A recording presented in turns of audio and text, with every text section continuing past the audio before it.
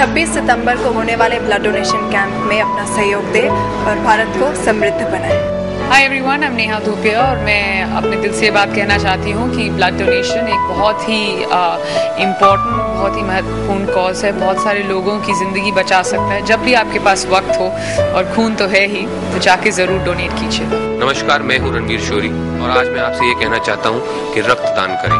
दोस्तों, हमारा बस एक ही रिक्वेस्ट है कि आप 26 सितंबर को आइए और ब्लड डोनेट कीजिए।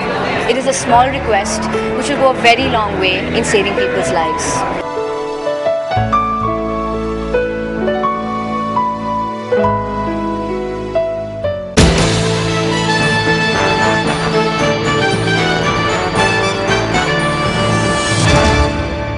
महापालिकेची परवानगी नसतानाही बांधकाम सुरू असलेली 5 मजली इमारत कोसळून 11 जणांचा मृत्यू झाला तर 13 जण गंभीर जखमी झाले।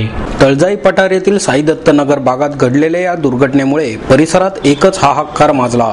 ढिगाऱ्याखाली अडकलेले 6 मृतदेह बाहेर काढण्यात आले तर 8 जखमींना सुखरूप बाहेर काढून वेगवेगळ्या रुग्णालयांमध्ये दाखल करण्यात आले। आणखी काही जण ढिगाऱ्याखाली अडकल्याची भीती व्यक्त होत असून रात्री 2 ते 2:30 वाजेपर्यंत ढिगारे उपसण्याचे काम सुरू होते। साई दत्त नगर येथे लहुजी सावंत आणि माजी नगरसेवक संजय नांदे यांच्याशी संबंधित एका 5 मजली इमारतीचे बांधकाम सुरू होते। त्यातील 3 मजल्यांचे काम पूर्णत्वाकडे आले होते। पेंटिंग आणि फरशी बसवण्याचे काम सुरू होते। या इमारतीत काही कुटुंबे वास्तव्यासही आली आहेत।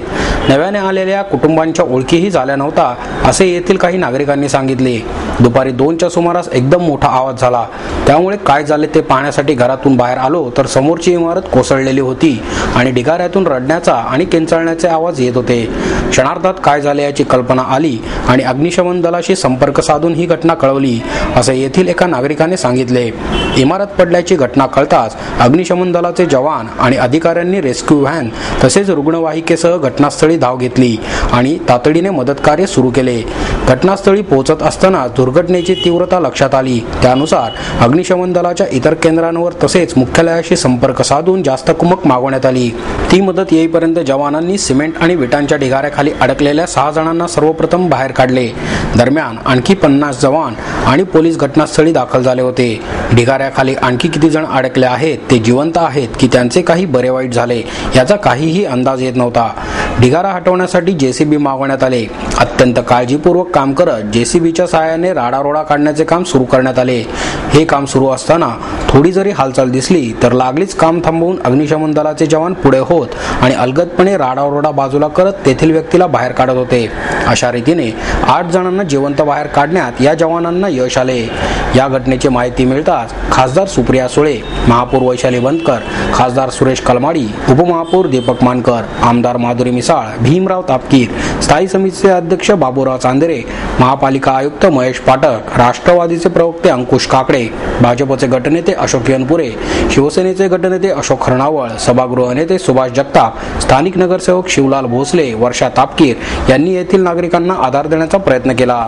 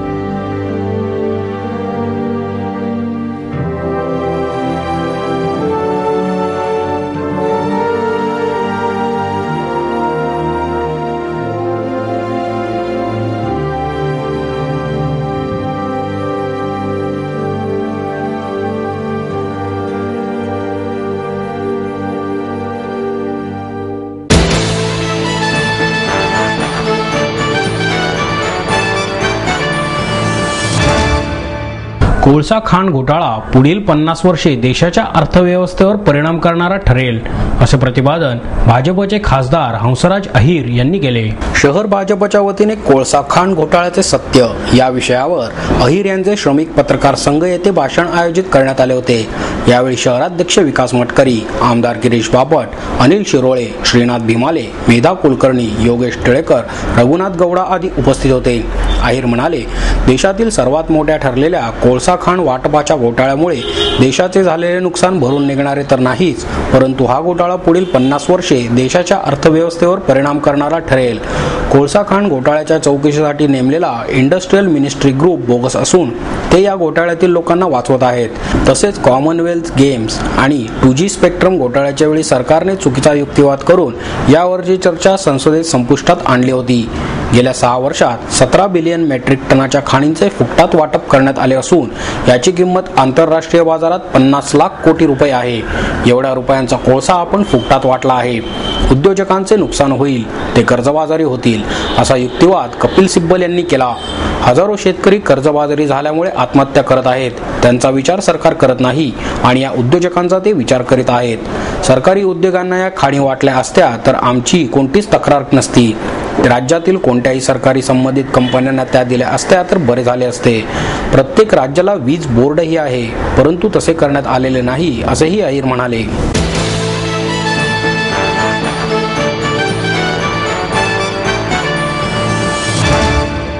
मानवाच्या 3 मूलभूत गरजा आहेत: अन्न, वस्त्र आणि निवारा. आणि 4थी महत्वाची गरज रक्त. येत्या गणेशोत्सवात 26 सप्टेंबरला मी मराठी आणि समृद्ध जीवन फाउंडेशन आयोजित रक्त संजीवनी महाअभियानात सामील होऊया. रक्तदान करूया. रक्तदान जीवनदान. वाहिन्या नेहमीच शिक्षण देण्याचं, माहिती देण्याचं आणि खेळ दाखवण्याचं काम करत असतात. त्यातलाच एक महत्त्वाचा टप्पा म्हणजे समृद्ध जीवन फाउंडेशननी आणि मी मराठी या चॅनलनं 26 सप्टेंबरला रक्तदानाचं आयोजन केलेलं आहे. रक्तदान म्हणजे जीवनदान. आपण सगळेजण जाऊया आणि रक्तदान करूया. नमस्कार माझ्या तरुण मित्रांनो. Chatting, clubbing, shopping, discoms, pubs या सगळ्यामधून थोडा वेळ काढा आणि रक्तदान करा. मी चाललोय, तुम्ही सुद्धा माझ्याबरोबर नक्की या. येत्या गणेशोत्सवामध्ये 26 सप्टेंबरला मी मराठी आणि समृद्ध जीवन फाउंडेशन तर्फे आयोजित रक्त संजीवनी महाअभियानात सामील व्हा आणि रक्तदान करा. लक्षात ठेवा, रक्तदान हेच जीवनदान.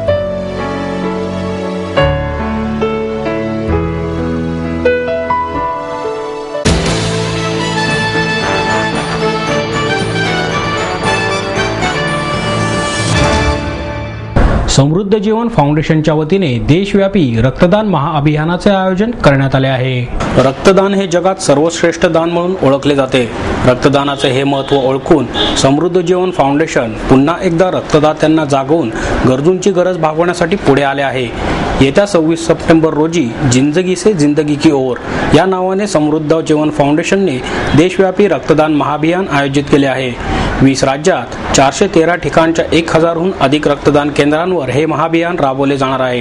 या रक्तदान महाअभियानाद्वारे समृद्ध जीवन फाउंडेशनने 5 लाख युनिट्स गोळा करण्याचे उद्दिष्ट ठेवले आहे. याशिवाय रक्तदाते वाढावे म्हणून प्रत्येक नागरिकाने 3 महिन्यातून एकदा रक्तदान करावे. त्याने इतरांना रक्तदानासाठी प्रोत्साहित करावे, रक्तदात्यांना प्रशिक्षित करावे, ही सुद्धा या रक्तदान महाअभियानामागची उद्दिष्टे आहेत. बस स्थानके, रेल्वे स्टेशन, रेडिओ, दूरचित्रवाहिन्या, वर्तमानपत्रे, भित्तीफलक, माहिती फलक, पथनाट्ये, रॅली या प्रसार माध्यमांच्या सहाय्याने समृद्ध जीवन फाउंडेशनने जनजागृती केली आहे, अशी माहिती समृद्ध जीवन फाउंडेशनचे अध्यक्ष महेश मोतेवार यांनी पत्रकार परिषदेत दिली. यावेळी कंपनीचे executive manager Mahesh Shelar, doctor Dilip Mane, अभिनेता संतोष जोयकर आदी उपस्थित होते. पुढे मोतेवार म्हणाले, आपल्या देशात वर्षाला रक्ताच्या 60 लाख युनिट्सची गरज असते, पण प्रत्यक्षात निम्मे युनिट सुद्धा उपलब्ध होऊ शकत नाहीत. लोकसंख्येच्या बाबतीत जगात दुसऱ्या क्रमांकावर असलेल्या भारतात खरे पाहता रक्ताची उणीव जाणवायला नको, पण आकडेवारी ही उणीव प्रत्यक्षाने दाखवून देते. समृद्ध जीवन फाउंडेशनने 26 सप्टेंबर रोजी आयोजित केलेले रक्तदान महाअभियान अतिशय महत्त्वाचे ठरते.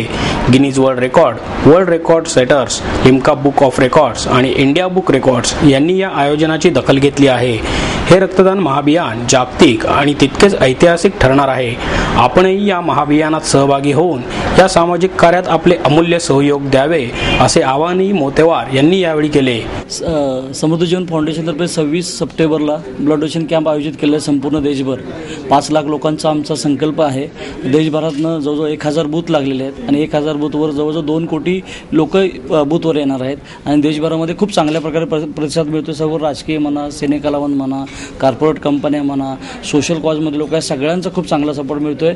आणि देशभरामध्ये आम्ही जो संकल्प केला 5 लाख लोकांचा, फक्त थोडीशी कमी आहे ती ब्लड बँकेची आणि शेवटच्या स्टेजमध्ये सुद्धा ब्लड बँक आम्हाला सपोर्ट करायचा प्रयत्न करत आहेत. आणि अजूनसुद्धा आम्ही आवाहन करतो कोणाकडे जर ब्लड बँक असेल त्यांनी आमच्या फाउंडेशनच्या माध्यमाला सहकार्य करावं. 26 सप्टेंबरला समृद्ध जीवन फाउंडेशनच्या माध्यमातून जे ब्लड संकल्प केलेला आहे तर मी संपूर्ण महाराष्ट्र आपल्या भारतातल्या देशवासियांना बहिणींना भगिनींना आवाहन करतो की सगळ्यांनी ह्या प्रतिसादामध्ये चांगल्या प्रकारे सहकार्य करावं.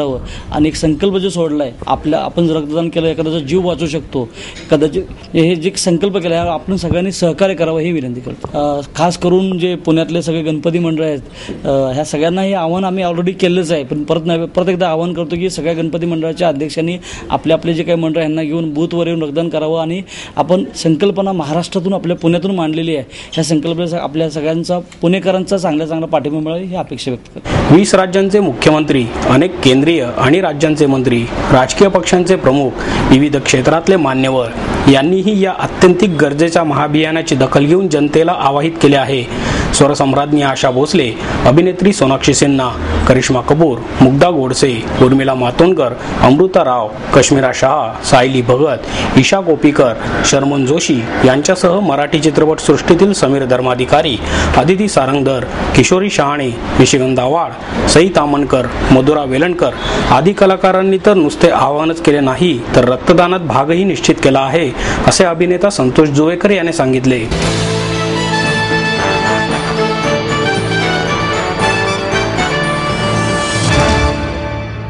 नमस्कार, मी पुष्कर श्रोत्री. असं म्हणतात की रक्ताची नाती जन्मापासूनच बनतात, पण आपण नवीन नाती जोडू शकतो रक्तदान करून.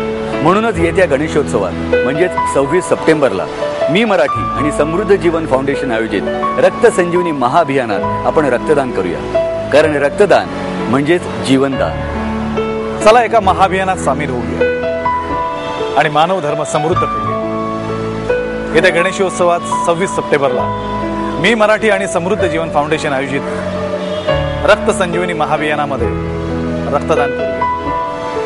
रक्तदान हेच जीवनदान. असं म्हणतात की रक्ताची नाती जन्मापासून बनतात, पण आता आपण नवीन नाती जोडू शकतो रक्तदान करू. चला रक्तदान करू. येत्या गणेशोत्सवात 26 सप्टेंबरला मी मराठी आणि समृद्ध जीवन फाउंडेशन आयोजित रक्त संजीवनी महाअभियानात सामील होऊया, रक्तदान करूया.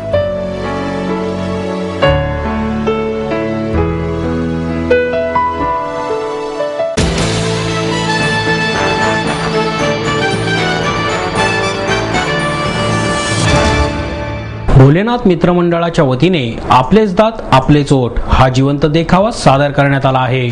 सध्या गाजत असलेली चिल्लर पार्टी, प्राण्यांवर परिणाम करणारे प्लास्टिक, वाहनांमुळे होणारे प्रदूषण, गॅस, पेट्रोल, डिझेल आणि जीवनावश्यक वस्तूंवरील वाढती महागाई, समाजात पसरलेला भ्रष्टाचार, सर्व स्तरांवर होत असलेले घोटाळे अशा समाजात घडणाऱ्या अनेक ज्वलंत प्रश्नांवर भोलेनाथ मित्रमंडळ नारायणपेठ यांनी आपलेच दात आपलेच ओठ या जिवंत देखाव्याच्या माध्यमातून भाष्य केले आहे.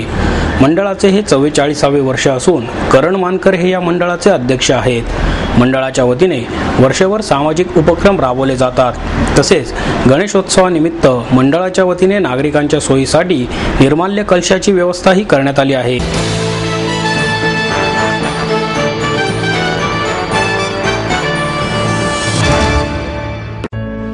मैं लंदन ओलंपिक में सिल्वर मेडल पे अपना निशाना लगा के वापस आ गया हूँ, लेकिन अब आपकी बारी है. 26 सितंबर को रक्तदान करो और देश को समृद्ध बनाओ.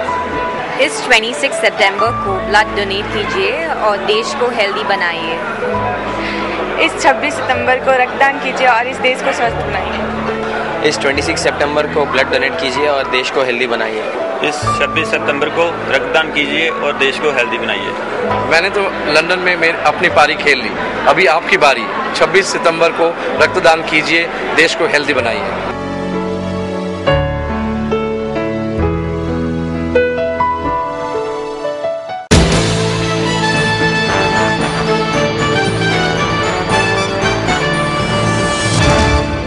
आणि याबरोबरच हे बातमीपत्र संपलं. पुन्हा भेटूया उद्या याच वेळी. नमस्कार.